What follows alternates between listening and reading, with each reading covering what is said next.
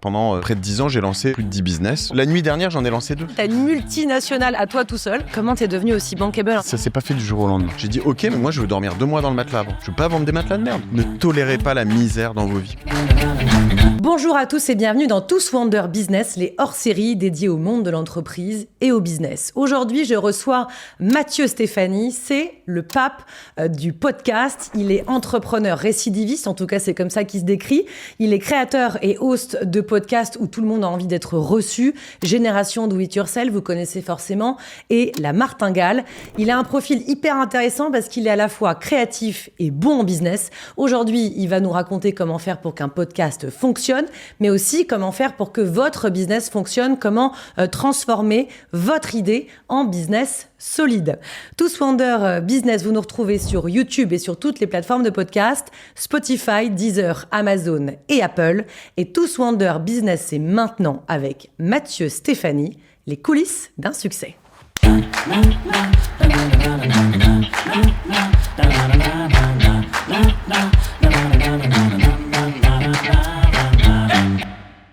Mathieu Stéphanie, merci d'être là. Je suis hyper contente parce qu'en général, la situation, elle est inversée. C'est quand même toi qui reçois du monde. Juste avant de commencer, moi, j'ai quand même envie de te dire, mais comment t'es devenu aussi bankable, en fait ? J'ai l'impression que tout le monde a envie de venir chez toi, en fait. Alors, Est-ce que t'as une liste d'attente ? T'as les gens qui veulent, qui tapent à la porte pour être reçus par toi ? Alors, pour commencer, déjà, je te remercie. Moi aussi, je suis hyper content d'être là et je te remercie de me recevoir et de me donner de ton temps. Et bankable, je sais pas. En tout cas, ce qui est sûr, c'est que ça s'est pas fait du jour au lendemain. Ouais, tu vas me raconter. Mais aujourd'hui, c'est vrai qu'on nous propose beaucoup de profils. Nous, on est content de recevoir beaucoup de profils, mais tu vois, t'es journaliste, je le suis pas. Moi, je suis créateur de contenu, je me définis comme tel. Et pour moi, il y a une chose très importante que m'a dit une copine journaliste que j'adore, qui s'appelle Aude Baron. Ça te parle ? Ouais. Qui était chez Eurosport pendant très longtemps, avant au Nouvel Obs. Et elle m'a dit, ton podcast, ton contenu, tes contenus, c'est comme un dîner à la maison. C'est toi qui choisis qui t'invite. Et si t'as quelqu'un qui frappe à la porte, qui met un pied dans la porte et qui dit je voudrais passer, bah c'est non en fait, tu vois, évidemment. parce que c'est toi qui choisis qui t'invite et qui tu. Ouais. Et ça c'est une règle. Elle me l'a dit au tout début, je pense, 3e épisode. Ouais. Dans Tous Wonder Business comme dans Tous Wonder, je commence toujours avec un point de bascule. Toi, c'est assez intéressant parce qu'en fait, t'as finalement 2 points de bascule mais qui sont un peu similaires. Tu m'as dit 2010-2023. T'es établi dans les 2 cas, 2010-2023, t'as des boîtes qui fonctionnent et en fait, tu te dis, je suis hyper malheureux. Et toi, t'es capable, et c'est ça ton point de bascule, d'écouter ta petite voix intérieure et à un moment de sauter et te dire, je fonce, je fais autre chose. Moi, j'ai compris très tôt que ma vie, en fait, j'en avais qu'une. J'avais pas de brouillon de vie. J'avais pas une vie A, une vie B, tester les choses. Et donc, je suis OK pour faire des efforts, me mettre dans ma grotte, souffrir, bosser comme un ouf, mais si c'est pour un output, un truc que je veux en fait, tu vois, que je veux essayer d'avoir. Si j'arrive dans un endroit où je me sens dans un coin cornerisé comme on dit en anglais et que je me dis là la direction elle va même plus là où je veux aller. En fait, je sens très fort à l'intérieur de moi que ça coince quoi. Et en fait, j'ai un petit secret là-dessus, c'est que quand je suis en week-end ou que je suis en vacances, j'ai toujours envie de retourner au boulot. Mais genre, il y a un moment, ça me manque. Incroyable. Non, mais moi, je pense au boulot tout le temps. Je suis au ski, j'adore être au ski, mais je me lève le matin, je me couche le soir, je me réveille la nuit, je pense à mes trucs. Enfin, je suis tout le temps là-dedans. Tu vois, j'en ai tellement. Donc, et ça doit être cool. Si c'est une tannée, c'est hors de question. Il n'y a pas moyen. Et donc, quand c'est plus cool, tu changes. Quand c'est plus cool, je change. Exactement. C'est aussi mais tout le simple monde que ça. n'arrive pas à faire ça. Enfin, tu vois, c'est quand même, c'est aussi des profils. Toi, t'es un mec qui aime vibrer aussi. Non, mais en fait, je suis désolé, moi je suis pas dans l'injonction. Si des gens sont heureux dans une vie de merde, bah qu'ils y restent. Non mais ok. Ouais, t'as raison. Mais bon, t'es rarement heureux dans une vie de merde. Ouais, t'as raison. Donc après, dans ton couple, et je pense, tu vois, tu vas pas me dire le contraire. Pardon, je parlais pas de ton couple. J'ai parlé de. Il est super mon mari. J'ai l'impression, il a le même vélo que moi déjà. Et non, mais dans ta vie pro, dans ta famille, c'est pareil. Tu vois, souvent tu peux te retrouver. Moi, j'ai cette chance, j'ai des parents que j'aime, qui sont géniaux, etc. Mais j'ai plein de gens autour de moi qui sont entourés de parents qui sont toxiques, qui sont des gros cons, d'amis, de gens comme ça. Et lâche-les. Enfin, tu vois, on n'a pas le temps. Quoi. Tu vois, il y a cette expression, pardon, j'ai plein d'anglicismes aujourd'hui, j'essaie de les éviter normalement, mais j'adore celle-ci, celle du moment parce que j'ai vieilli. C'est I'm too old for this shit. Je suis trop vieux pour cette merde. Ouais, moi aussi, mais je dis c'est ça. Et ben, tu T'as vois, quel âge maintenant? j'ai 47. 47, Mais ouais. je pense que faut vous appliquer cet adage à 20 ans, quoi. Alors, il y a certaines choses, il faut savoir se fouetter pour se dire, j'ai quelques années d'apprentissage. Mais encore, en ce moment, tout a tellement changé que on peut raccourcir ces années d'apprentissage et peut-être devancer les plus âgés sur plein de domaines. Toi, t'aimes recevoir des gens qui se sont construits par eux-mêmes. Oui. Pourquoi t'es fasciné à ce point-là par les autodidactes, par les gens qui y vont et qui font tout seuls, en fait? Qu'est-ce qui te fascine autant? Parce que c'est ça la beauté de l'être humain. C'est aussi simple que ça. C'est-à-dire que dans la vie, tu as le choix d'être un chasseur-cueilleur et de te dire je vais chercher, puis il y a des jours où j'aurai faim, et puis des jours où machin, ou un jour te dire mais tiens, cette petite graine, si je la plante là, et que je mets de l'eau dessus tous les jours, et que j'en fais un champ, et puis qu'en plus je capture des cochons, que je les fais se reproduire. Tu vois, en fait, c'est ça qui fait ce qu'on est devenu aujourd'hui. Alors, est-ce que c'est bien, c'est pas bien? Il y a des choses bien et des choses moins bien dans l'humanité. Mais en fait, c'est les gens qui le font par eux-mêmes, génération do it yourself. C'est ma passion, c'est ce que j'aime. Ouais. Et tu sais, en ce moment, je lis beaucoup de Stefan Zweig. Et c'est énormément, en fait, je me trouve une passion pour ce type qui a étudié 50 ans avant moi, plein de profils comme ça, d'auteurs, de Magellan, de gens incroyables, et pour essayer de raconter leur histoire. Moi, j'ai cette chance de voir toutes ces personnes qui changent le monde à leur Et t'as l'impression que t'es comme ça ou t'as envie de leur ressembler, en fait, en vrai? Ah, moi, non, je le suis complètement. Tu l'es complètement, je le suis complètement. Je veux l'être encore plus. Je m'inspire d'eux pour l'être encore plus. Mais moi aussi, j'ai un rôle qui est simple, qui est un rôle de messager et de montrer à tous ceux qui m'écoutent, qui me suivent, que c'est possible. Ouais, c'est que ça, en fait, à un moment, Steve Jobs, il est peut-être très très smart, mais quelque part, il a le même cerveau que toi, il est constitué plus ou moins pareil. Il y a des gens qui diront que c'est pas exactement vrai biologiquement, quand même. Et il y avait aussi des gens qui ont un cerveau qui a été vraiment pas avantagé dans la vie et qui ont cartonné comme des oufs. Et il y a des femmes qui, à 45 ans, étaient vraiment dans l'ornière avec 2 enfants divorcés et qui ont fait des fortunes après. Ouais. Donc il y a rien. En fait, oui, tu as le droit de souffrir. Oui, il y a des situations dans la vie qui te mettent dans des positions très compliquées. Cependant, il y a un moment où si de l'intérieur, tu te dis pas je vais m'en sortir, je vais bouffer le monde, je vais y arriver, je vais faire ce truc, personne ne le fera pour toi. Donc, est-ce que c'est ce que tu t'es dit à Cherbourg? Alors, big up aux Normands, mais ce que tu m'as dit, ce que je trouve assez marrant, quand on a préparé l'émission, tu m'as dit, on est toujours le pecno de quelqu'un. Donc, en fait, t'étais le pecno de je sais pas qui. J'étais le pecno des Canets, moi. C'est ce qui me fait toujours marrer, c'est que j'entends Orelsan que j'adule, hein. Enfin, vraiment, je suis hyper fan, etc. Mais c'est vraiment le rappeur blanc de Caen, enfin, d'Alençon même. Enfin, tu dis, ça n'a aucun sens. C'est clair. Vois, ça devrait pas exister.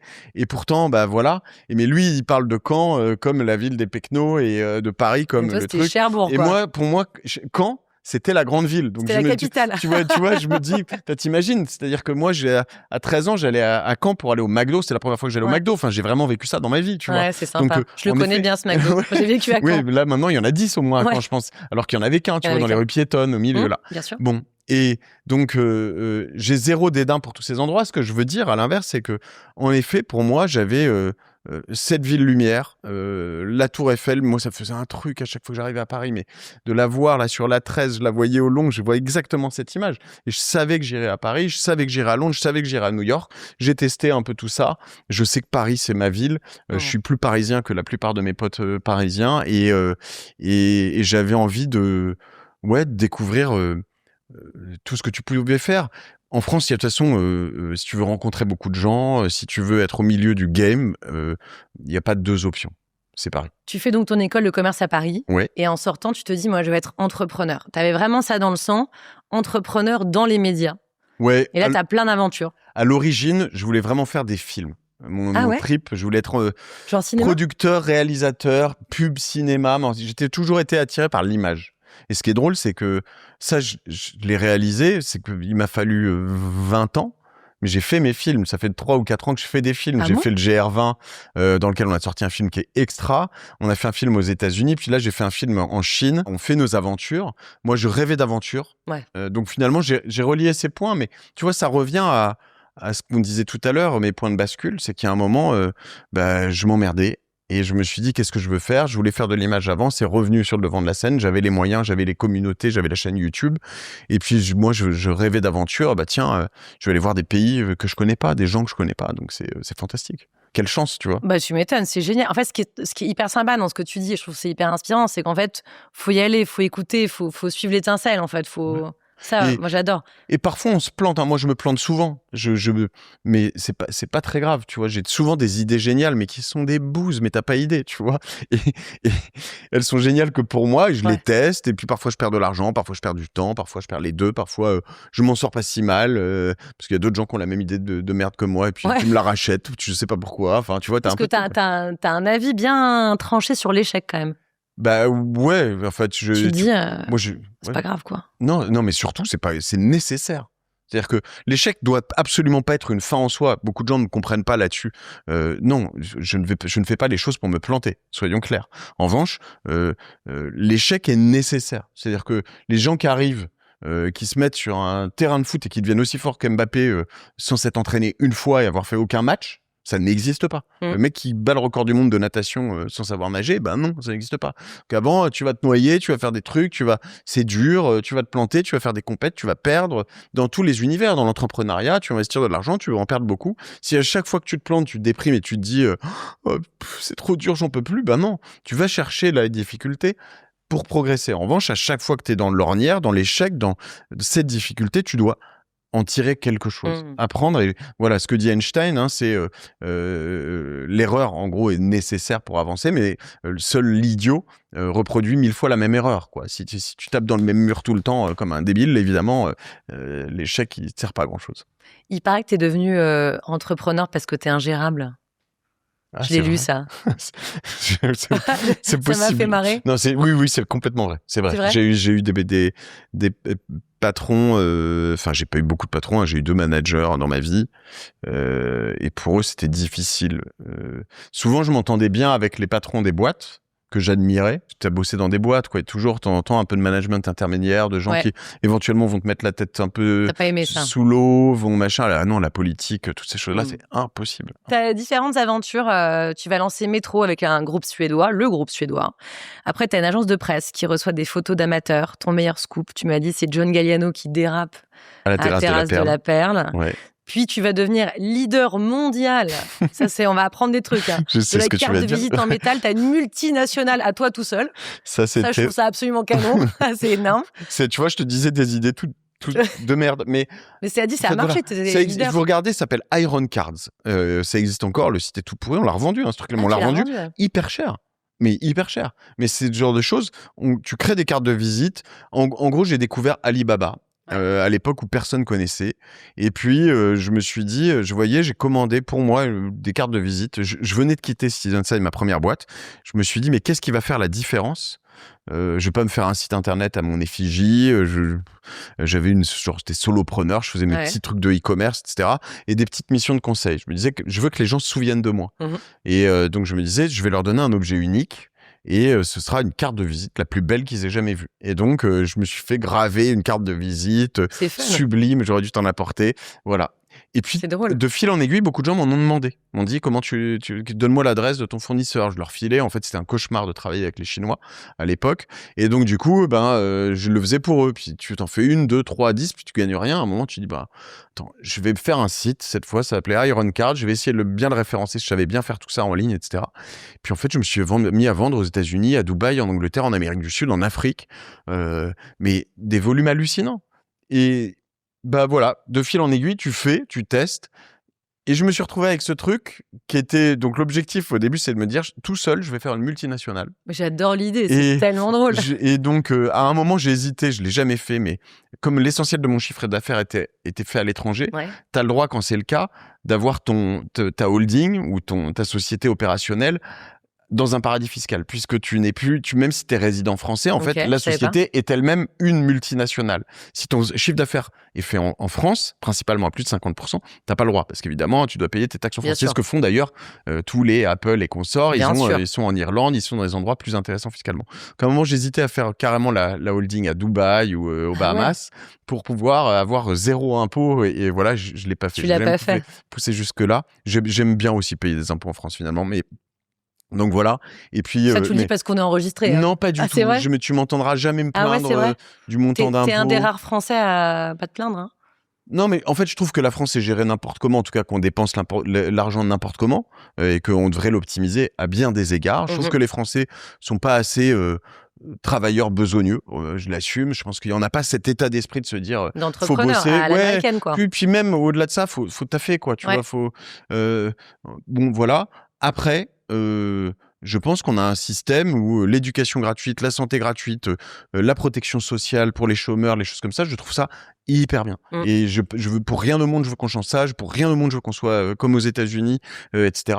Donc ça, moi, je l'assume complètement. Et donc, je me plains pas des impôts que je paye. Je pense juste que c'est dommage que à la fin, on devrait en payer plus parce que le pays est géré depuis 40 ans n'importe comment, et que ça, ce sont nos enfants et petits-enfants qui vont le payer. Et tout le monde se le dit, on le dit un peu conceptuellement, mais en fait, c'est une réalité. C'est-à-dire que ce sont nos enfants et nos petits-enfants un jour qui vont devoir payer pour notre santé, notre chômage, la retraite de nos parents, la nôtre. C'est délirant. Pour revenir sur ton parcours d'entrepreneur, après tout ça et après ta multinationale à toi tout seul avec les cartes de visite, tu vas développer une boîte qui va hyper bien marcher, conseil en stratégie notamment. Comment tu fais avec toutes ces boîtes que tu as créées pour transformer une idée en un business solide ? C'est quoi tes conseils ? C'est quoi là où les clés ?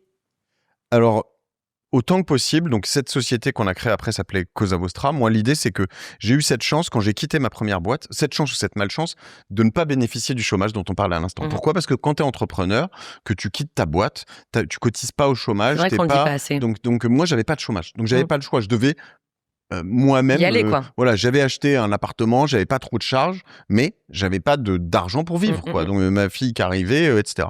Et donc du coup, je me suis mis à faire ces différents projets de e-commerce. Je pourrais t'en citer plein. Et en plus de ça, je faisais beaucoup de conseils. Et à un moment, ce conseil, j'ai dû recruter un ou deux freelances, un ami, mon frère, d'autres personnes. Et puis à un moment, je leur ai dit, écoutez les gars, on se met autour de la table, on crée une boîte. Moi, je fais tant de chiffre d'affaires, je vous fais rentrer dans ma boîte.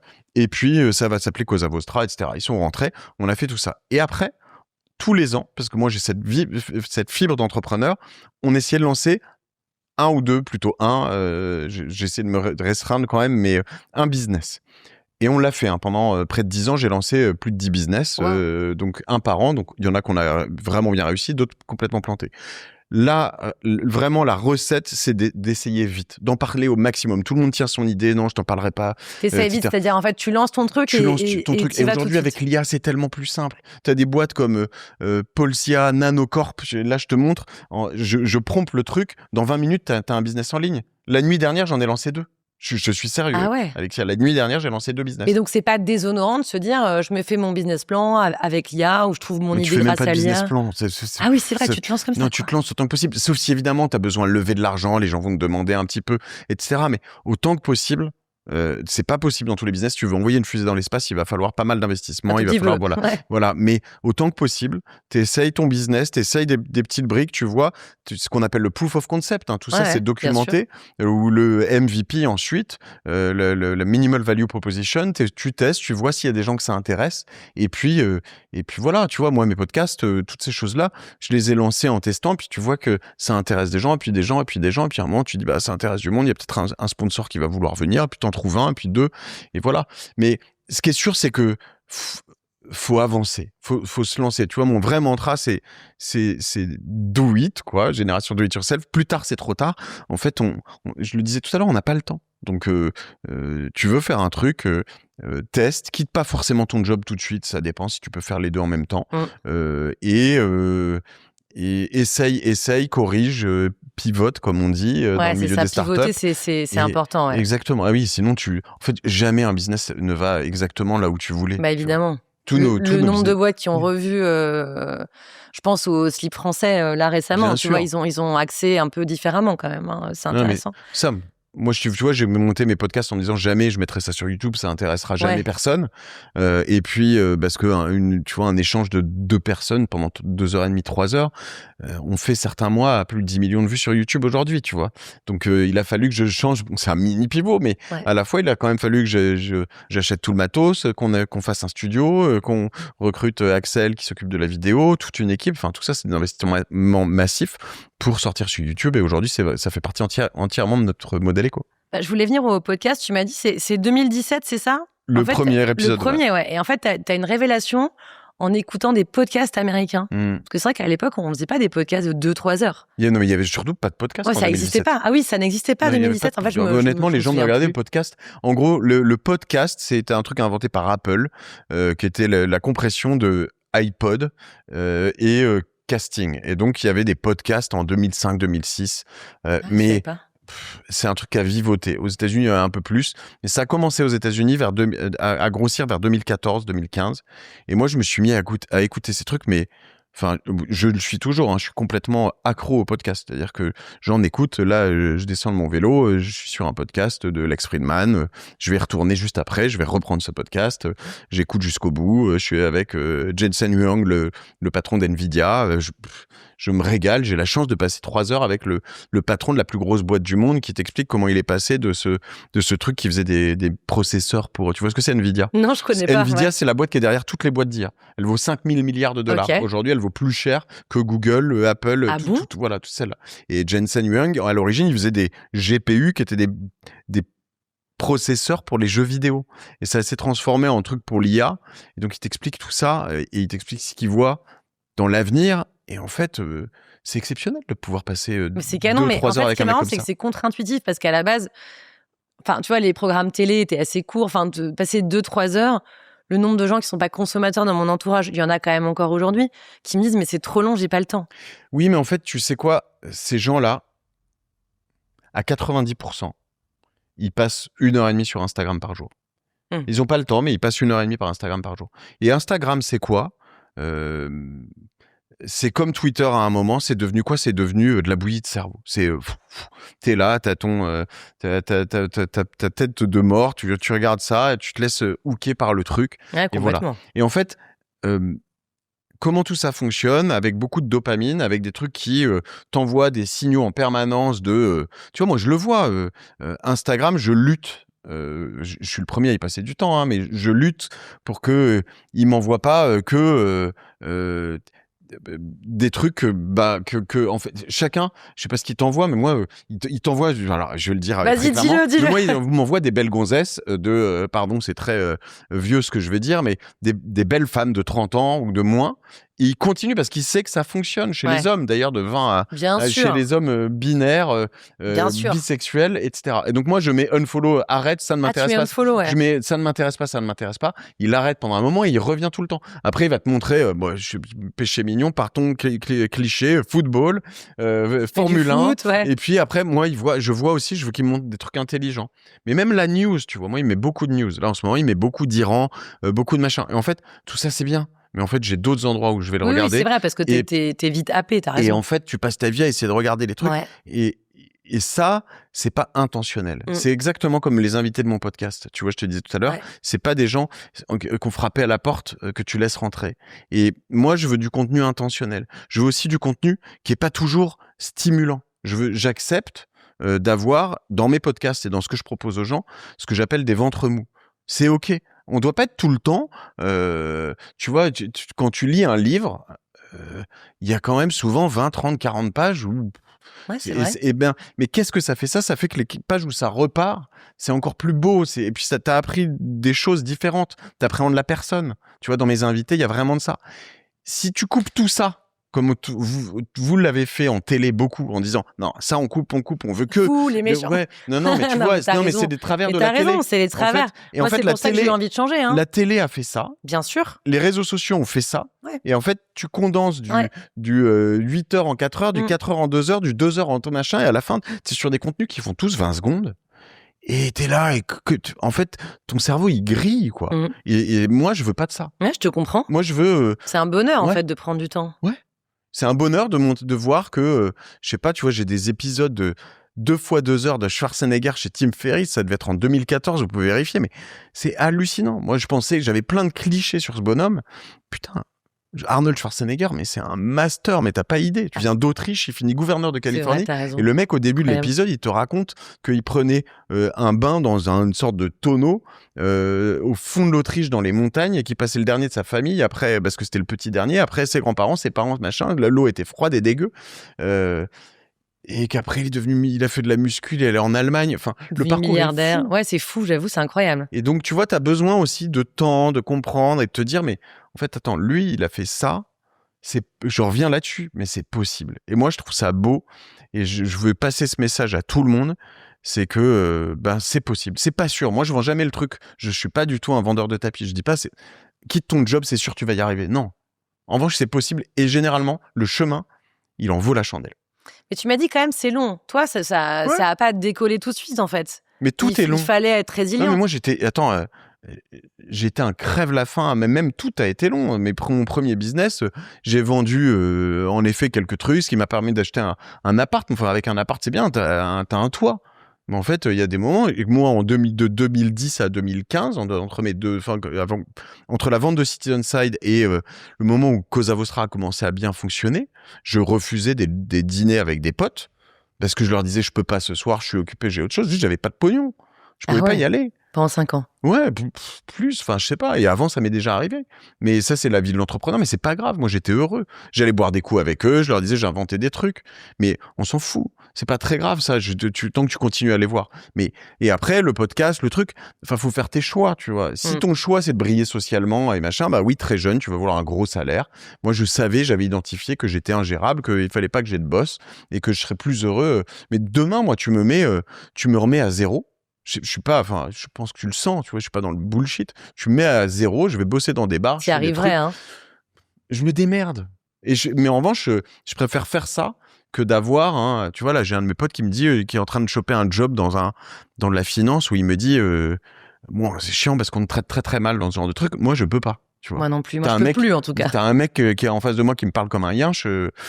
Je l'emplâtre, enfin, je l'envoie bouler, tu vois, et ça peut être mon plus gros client, machin, je m'en fous, en fait, tu vois, moi, je parle pas aux autres comme ça, je veux pas qu'on parle comme ça, point, c'est tout, tu vois. Donc, qu'est-ce qui a fait que tu as trouvé ta place? Parce que tu m'as dit, j'ai vraiment, en faisant du podcast, trouvé ma place, ce pourquoi presque t'étais fabriqué, quoi. Enfin, tu m'as dit que t'étais vraiment en adéquation avec ta structure, avec ce qui te faisait du bien.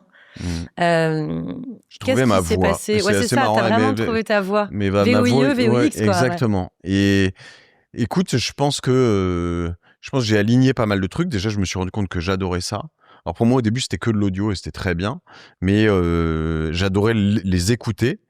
Et après, comme j'ai un défaut et qui est une qualité dans mon univers, c'est que je suis très curieux. Je veux tout comprendre dans les moindres détails. Quand je me réécoute, ça fait presque 10 ans que je fais ça. Quand je me réécoute, mais j'ai envie de me buter. C'est affreux, j'y arrive toujours pas. C'est normal, c'est normal. Ouais, c'est normal. Mais pourtant, c'est le plus important. Tu vois, dans les gens extraordinaires que j'ai reçus il y a moins d'1 an, c'est Nico Karabatic, le joueur de handball. Bien sûr. Il dit, c'est là où c'est fou, tu sais, de balayer des spectres très larges de métiers. Il dit, nous, le plus important dans le sport, c'est la vidéo. C'est de revoir les matchs que tu as fait et voir les matchs que font tes ennemis, enfin tes adversaires. Ouais, tes adversaires. Et en fait, nous, toi, dans notre game, c'est la même chose, Alexia. Bien tu sûr. vois, tu dois te réécouter, te dire, attends, je dis eux tout le temps, j'ai ce type de langage. Le du coup que ma mère a toqué un jour, je le dis plus. C'était quoi son type de langage? J'avais du coup beaucoup, je disais beaucoup du coup. Moi, je après, dis tu vois. Tu vois, ouais, c'est terrible. Classique, très classique. Quand j'entends tu vois, j'ai envie de me buter, c'est l'enfer.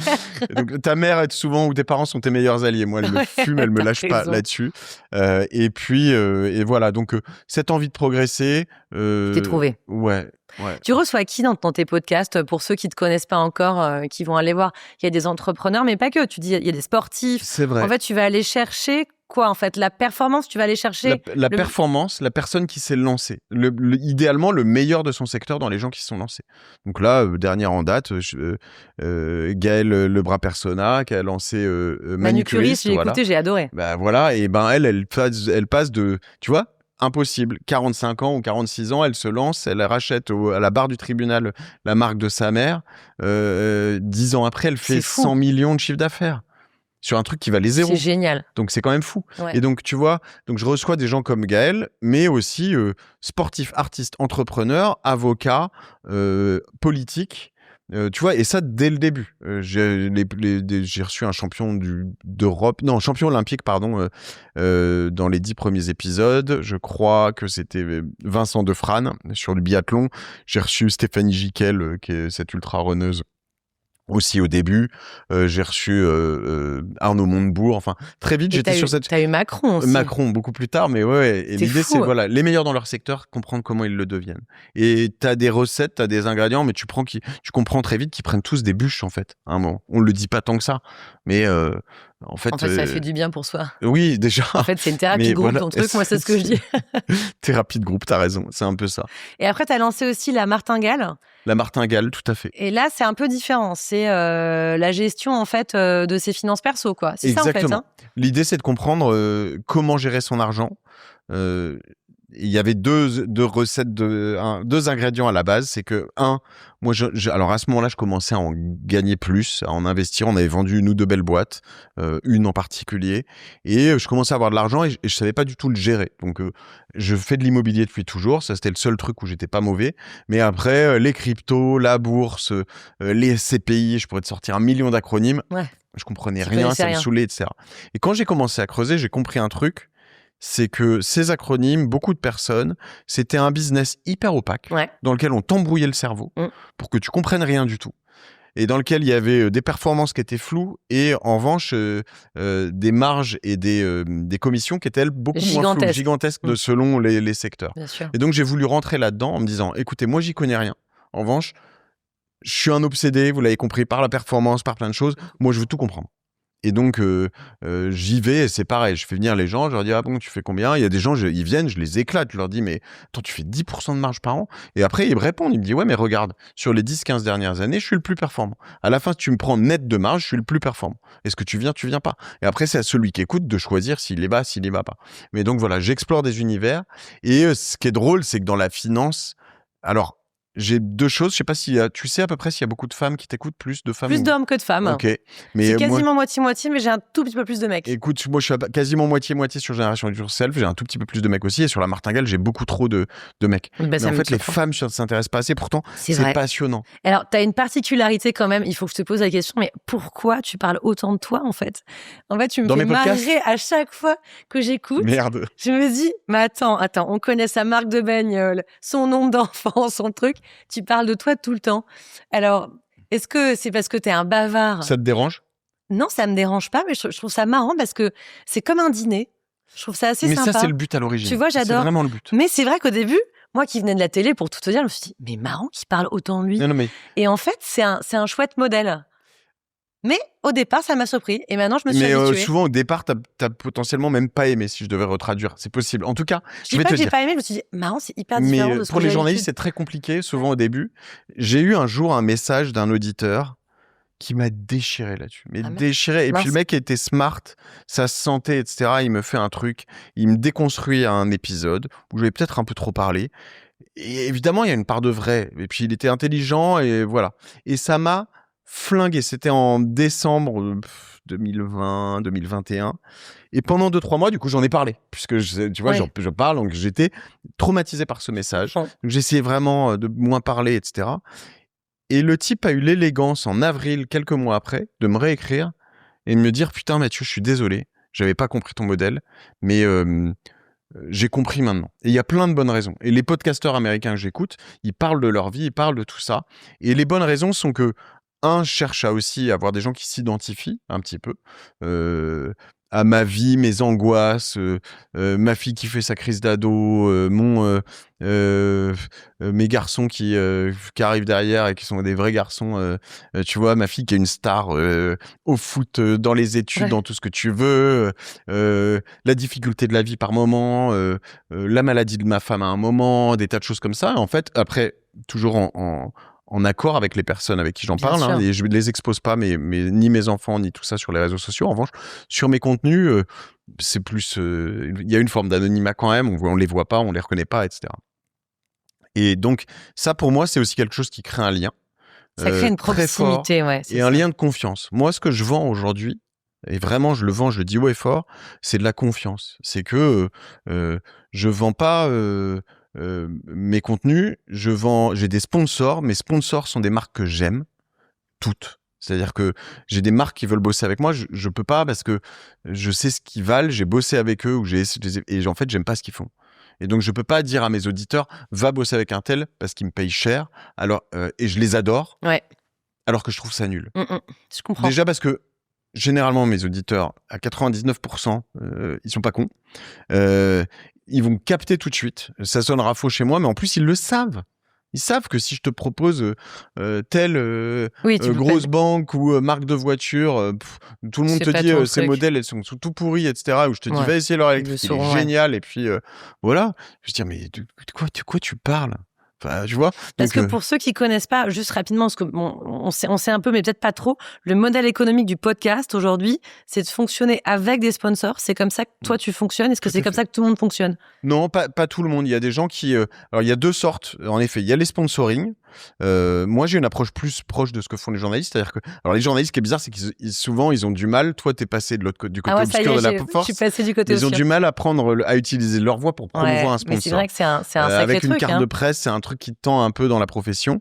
Moi, je suis pas journaliste, j'ai pas ce problème. Mais en revanche, j'ai toujours bossé avec des journalistes, toujours. La première personne que j'ai recrutée était un journaliste. J'ai eu des journalistes dans presque toutes mes boîtes. Et donc, je comprends. Et donc là-dessus, je me suis inspiré dans le sens où je veux de l'authenticité. C'est-à-dire que, encore une fois, quand j'ai un sponsor et que je te dis je l'aime, je l'aime.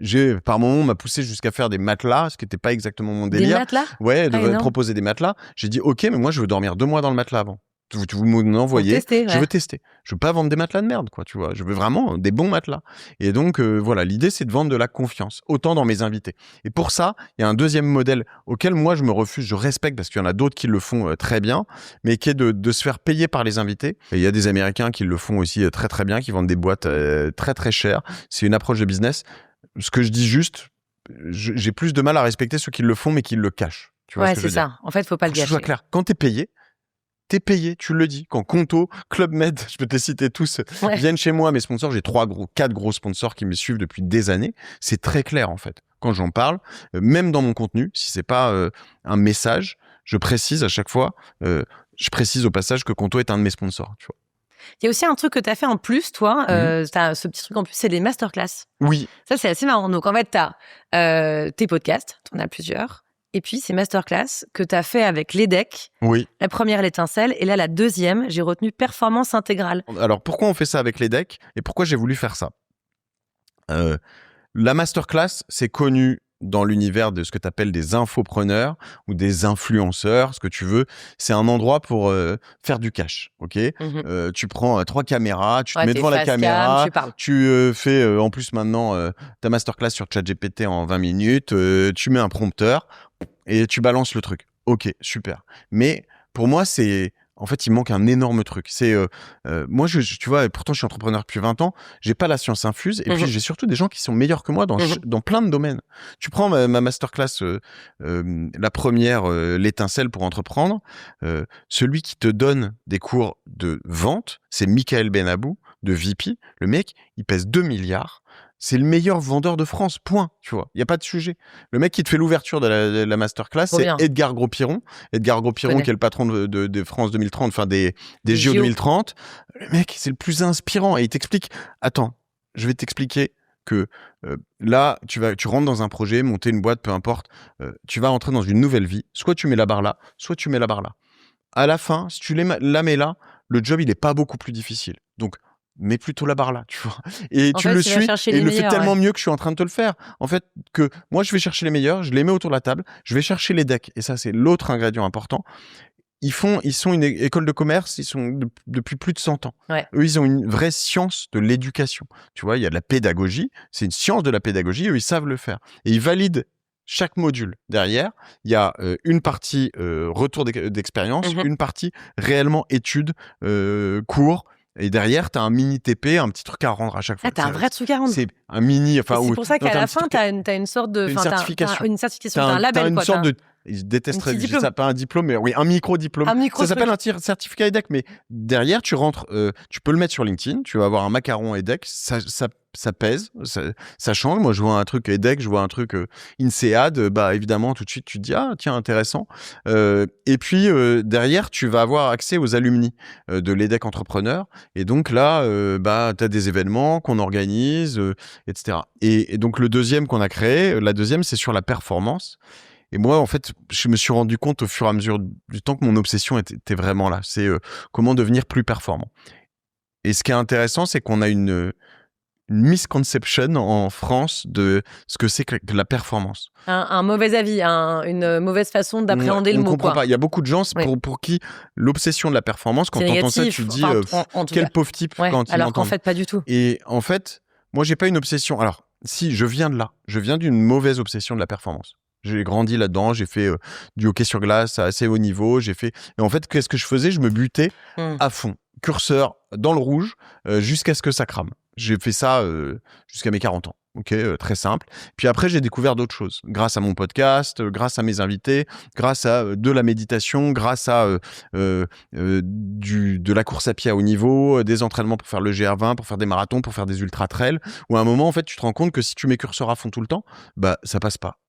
Et tu te rends compte encore mieux que quand tu fais, alors dans la course à pied, par exemple, c'est vraiment l'image la meilleure. Quand tu fais 70, t'as déjà fait un marathon ? Pas du tout, mais mon mari en a fait. Il faut vraiment que je te présente mon mari. Vous avez le même vélo, Avec vous faites du marathon. Et ben, il a fait le marathon mais tu vois, il fait probablement ce que t'as dû entendre parler de l'EF, l'endurance fondamentale. Normalement, 70% de ton entraînement, tu le fais à faible intensité.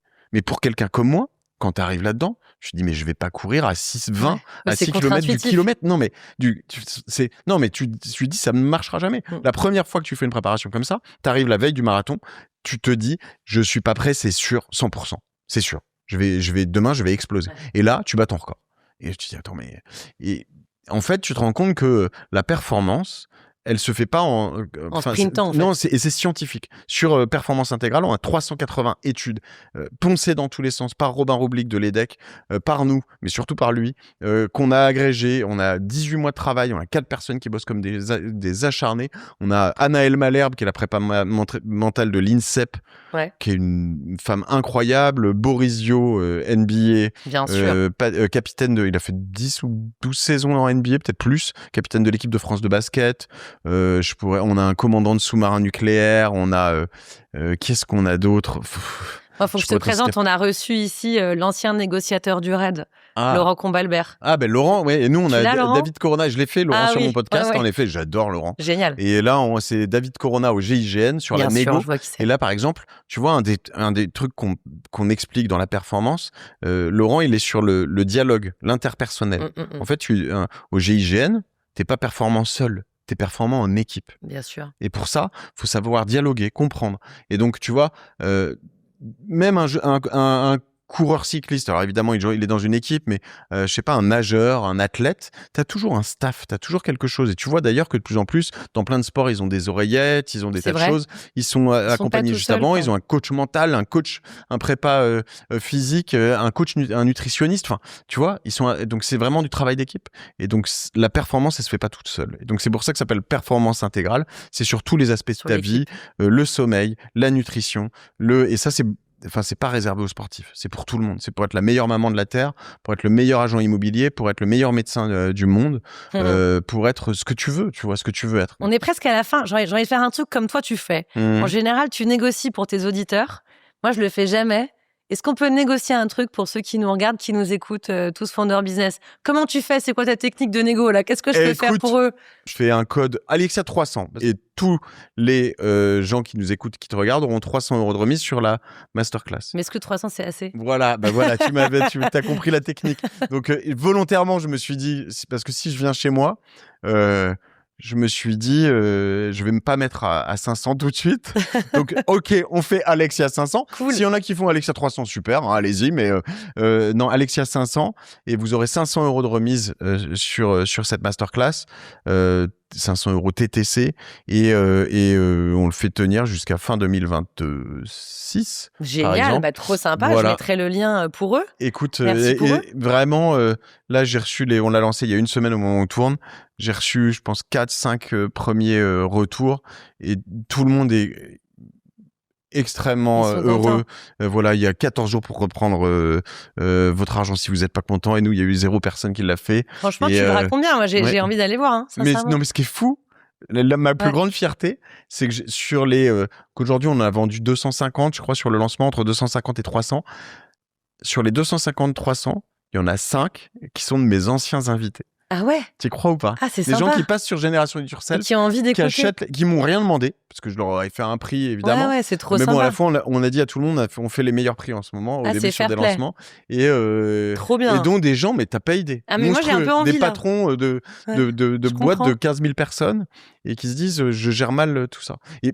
Mais pour te dire, juste pour finir sur ça, je me suis blessé au genou récemment, j'ai eu un assez gros accident et je me suis rendu compte à quel point cette formation m'a changé la vie. C'est-à-dire que j'étais encore sur la piste, j'avais mal au genou, j'avais pas si mal que ça. C'était pas la grosse fracture, etc. Je me suis fait opérer au ski. Donc ménisque, ligament croisé, c'est pas rien, tu vois. Et c'est assez grave au final. Mais voilà. Et j'ai pas eu le seum, j'ai pas été, tu vois, directement sur la barquette. J'étais déjà en train de me projeter sur la suite, sur mes objectifs, parce que je suis aligné, parce que je sais où je veux aller, parce que je sais ce que je fais. Et parce que tout ça n'est pas grave, quoi. Tu vois, c'est un truc qui va se soigner. T'as presque anticipé la toute fin. Je demande toujours aux gens un conseil. Mmh. Tu viens un petit peu d'en donner un aussi sur le fait d'être aligné. Est-ce que tu as un autre conseil pour conclure? J'aime bien terminer comme ça avec les gens qui sont à ta place. Je me dis, c'est quand même sympa de se nourrir aussi des autres. C'est ce que tu fais, c'est ce que j'aime faire. Tu vois, on aligne tout depuis le début. Tu as commencé en me parlant des points de bascule. Ouais. Et ce conseil, j'y reviens à ces points de bascule. Pourquoi je suis aligné aujourd'hui? Parce que je ne tolère pas, et encore une fois, je l'ai dit plein de fois, je suis pas dans l'injonction, mais je vous en supplie, écoutez-moi, faites-moi confiance, ne tolérez pas la misère dans vos vies, quoi. Ne tolérez pas ces nuits d'angoisse où vous dites j'en peux plus de cette boss, j'en peux plus de ce boss, j'en peux plus de ce job, j'en peux plus de cette ville, j'en peux plus de ce père, de ce conjoint, de ce machin. On n'est pas obligé, quoi. Il y a la vie, on en a qu'une, il n'y a pas deux vies à vivre. Ouais. Donc vivez-la bien, quoi. Il y a des moments plus durs que d'autres dans la vie, mais à un moment, quand un truc reste et revient trop à la surface en disant c'est pas le bon truc, faut changer. Faut être courageux. C'est ça le courage. C'est pas voilà, c'est pas plein de choses qu'on met sur le courage dans la vie en général. C'est vraiment de se dire à un moment, je suis dans l'ornière, j'ai envie de respirer, je vais aller à la surface et c'est parti, quoi. Merci Mathieu Stéphanie. Merci importance des grandes décisions, des micro-décisions aussi. Importance de dire non, de changer, d'écouter sa petite voix intérieure, de suivre l'étincelle. Toi aussi. La performance. Moi, franchement, je pense que je vais aller voir. Puis pour vous aussi, il y a Scode, on va le mettre en dessous. Alexia 500. Alexia 500. Merci à toi. Merci à vous de nous regarder, de nous écouter. Tu sais quoi, je vais juste dire un truc pour Alexia. Ok, vas-y. Voilà, que je dis souvent à mes auditeurs en fin d'épisode. C'est que les débuts de parcours, c'est deux choses. Évidemment, de vous abonner à la chaîne d'Alexia. Sur YouTube, sur Spotify, sur Apple Podcasts, etc.